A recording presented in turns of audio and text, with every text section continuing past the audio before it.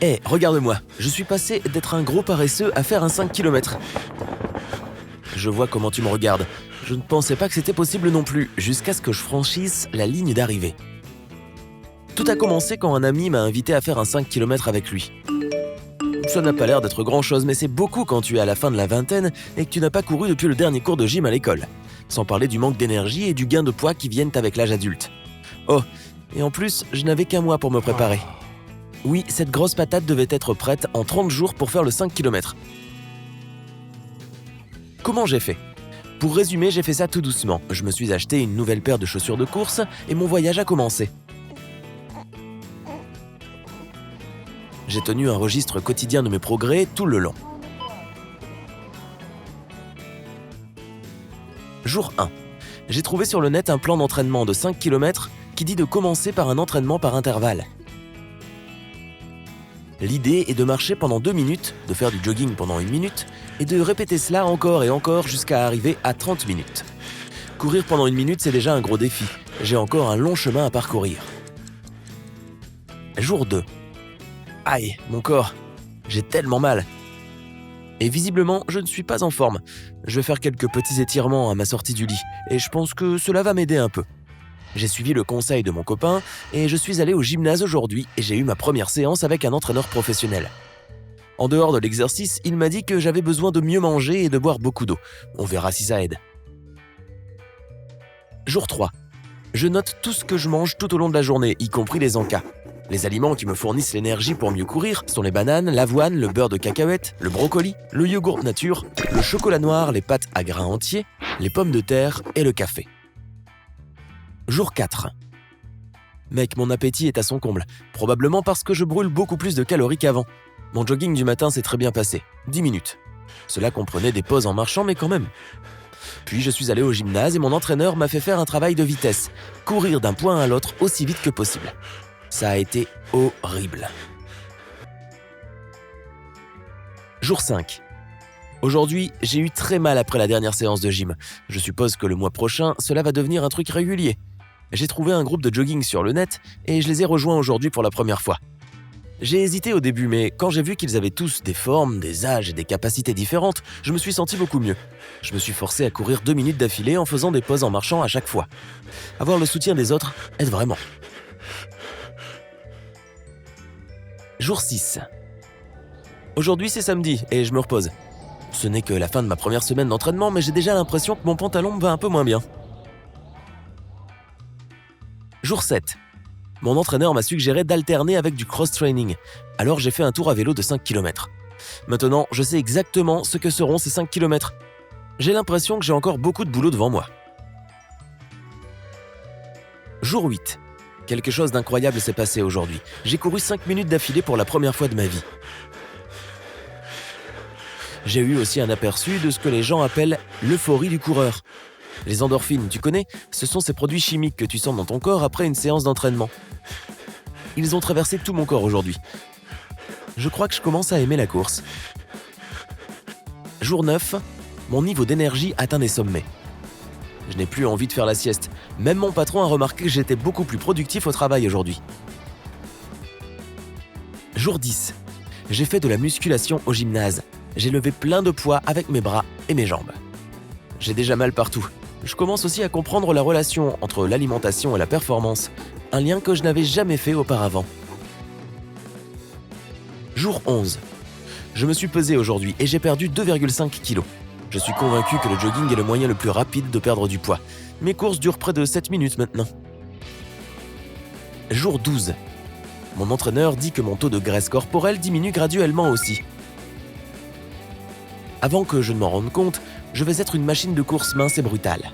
Oh oui, et j'ai mangé un beignet aujourd'hui, parce que je le mérite. Jour 13.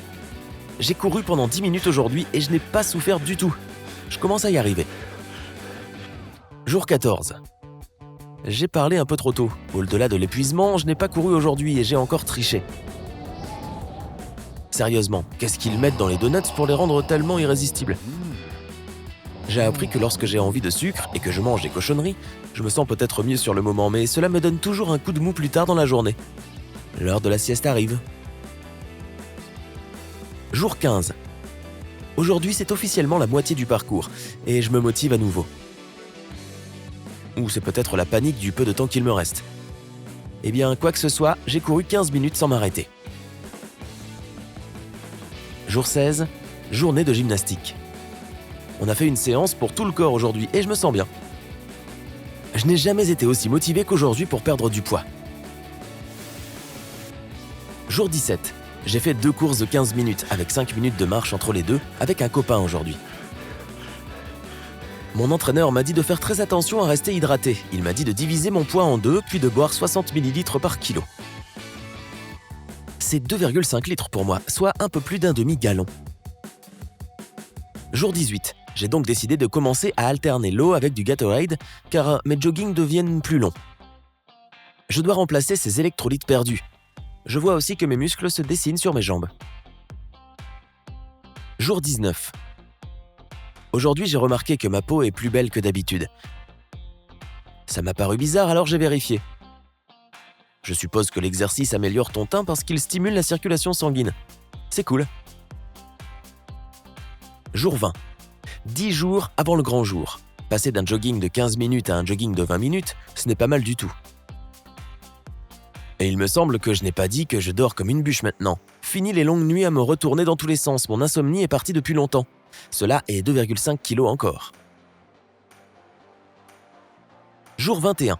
J'ai remarqué que l'arrière de mes cuisses était particulièrement douloureux et que mes chevilles étaient tendues. Mon entraîneur m'a montré comment utiliser une balle de tennis pour masser les zones où j'avais des problèmes. Je le fais jusqu'au bout de mes pieds aussi. La dernière chose dont j'ai besoin, c'est d'une inflammation du tendon. J'espère que cette douleur disparaîtra avec le temps, ou je ne pourrai pas faire ce 5 km. Jour 22. Ouf, mes jambes vont mieux. Dieu merci, j'avais peur d'avoir eu quelque chose. Des coureurs plus expérimentés m'ont encouragé à me détendre. On me dit que si je peux courir 20 minutes sans arrêt, je ne devrais pas avoir de problème avec le 5 km. J'espère qu'ils ont raison. Jour 23. Rien. Je n'ai absolument rien fait. C'était magnifique. Jour 24. J'ai finalement fait un autre tour de vélo aujourd'hui. Je devrais en faire plus souvent. 8 km, c'est fait. Jour 25. Je me sentais à nouveau un peu tendu. J'ai fait rouler ma balle de tennis sur toutes les zones où j'avais des douleurs, je me suis étiré et j'ai fait une marche rapide. Jour 26. J'ai couru 25 minutes d'affilée. Écouter de la musique pendant que je fais du jogging me fait oublier le temps. Des recommandations pour la meilleure playlist pour la course à pied ? Laisse-les dans les commentaires. Jour 27. Je fais le plein de pâtes et de bananes. Beaucoup de bananes. On me dit que le potassium m'aidera à équilibrer les électrolytes que je perds pendant les longues courses. Jour 28. Aujourd'hui, j'atteins mon but. Toutes mes lectures disent de ne pas trop en faire dans les jours qui précèdent la première grande course. Jour 29. J'ai savouré un délicieux repas riche en glucides avec mes nouveaux amis coureurs. Prêt pour demain matin, mais je suis aussi un peu nerveux. Jour 30. J'ai réussi. J'ai couru mon premier 5 km. Je suis si fier de moi. Je pense que mon programme d'entraînement a dû être parfait parce que la course s'est avérée relativement facile et agréable. J'ai hâte de m'inscrire à ma prochaine course. Es-tu prêt à lasser tes chaussures pour aller courir ? À part commencer tout doucement, tu dois regarder ce que tu manges, rester hydraté et t'entraîner lentement mais sûrement. Voici d'autres conseils que je peux te donner. Investis dans une bonne paire de chaussures de course. Si tu as besoin d'un soutien supplémentaire, achète-toi des semelles orthopédiques. Si tu ressens de la douleur, que ce soit dans tes pieds, tes genoux ou toute autre partie de ton corps, arrête-toi.